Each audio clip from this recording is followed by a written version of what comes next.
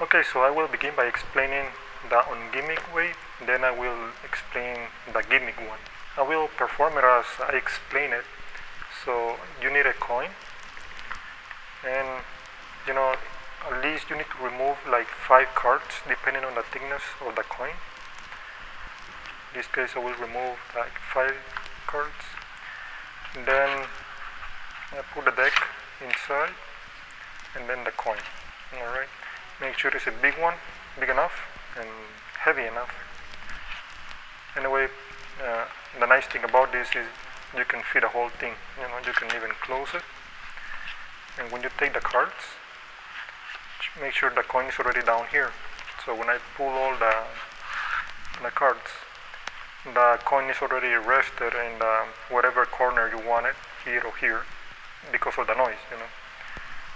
So I'd rather do this on the finger instead of the cards, so you can feel whether it's about to fall off the finger. Because if I put it on the cards,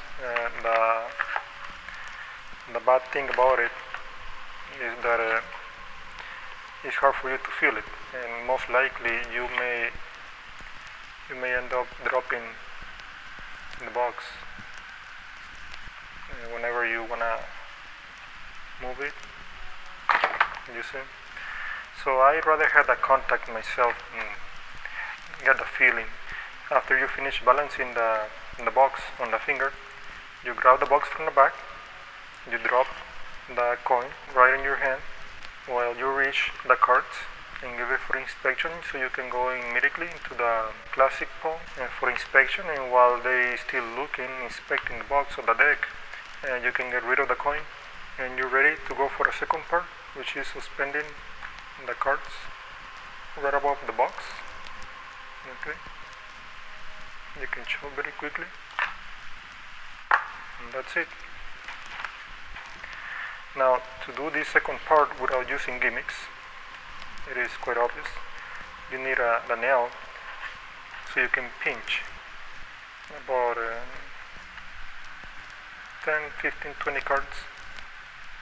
Okay, you're just pinching in a small quantity. Let's say I'm pinching this quantity against the box using the nail. And this is going to be the support for the rest of the cards. Okay, not to fall. Now I try not to stay into this stage for too long. I leave it like 3 seconds, 4 seconds, not to show all the angles obviously. And as soon as I drop the cards, I move the thumb out of the way to the back, isolate it. So kind of dropping the cards and the box into each hand, like that. Because if you just drop the cards and remain the thumb right there, they may think something is weird. At least you are able to give away everything for inspection, except the coin. And that's it for an on-gimmick version. Alright, so for this effect, for the gimmick one, the gimmick version, all you need is the regular box and a regular white paper, okay? And the scissors, double-sided tape or glue stick for that matter, and a X-Acto knife. And whatever you can use to make the weight in the back. I was thinking, using pennies, but I'm gonna share with you one of the main ways to make this effect work this out. And this is not even metal, this is aluminum. So what I did, I fold this piece of aluminum in a way that it fits. Everybody may work this out using different materials, whatever you have in your home. In the case of using coins or pennies, I try to use 2 at the bottom as a volume, 2 floors, 2 set of pennies, 6 in total, right underneath, and maybe 3 in this side of the box. But in this case I use this. Okay, I'm gonna share with you the way I make this one work. And the reason I think is because what I did with this piece of aluminum, I folded it this way. The thickest part goes right underneath the box, okay, and the rest go right along the box, in the face of the box. Notice this is the thickest part. I put it right here. I didn't even glue it. I just drop it there, make it fit.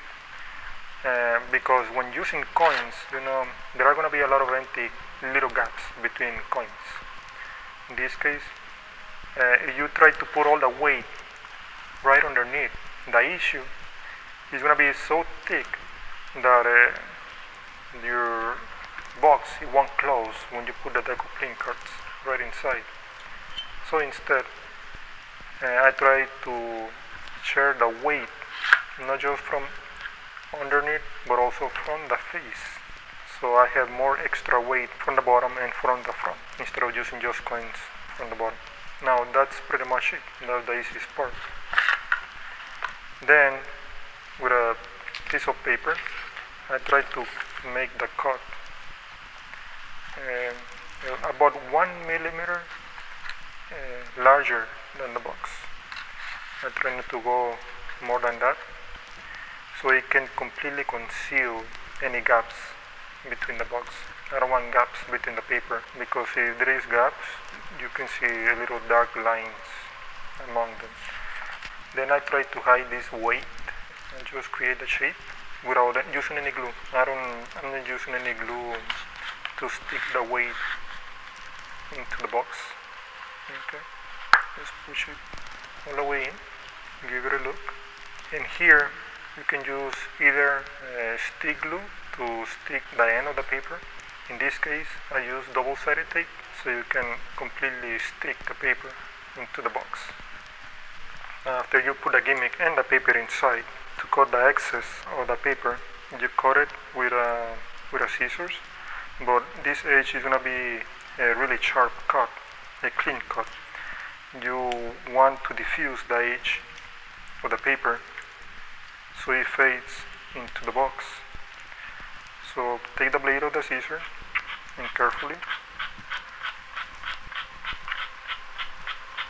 just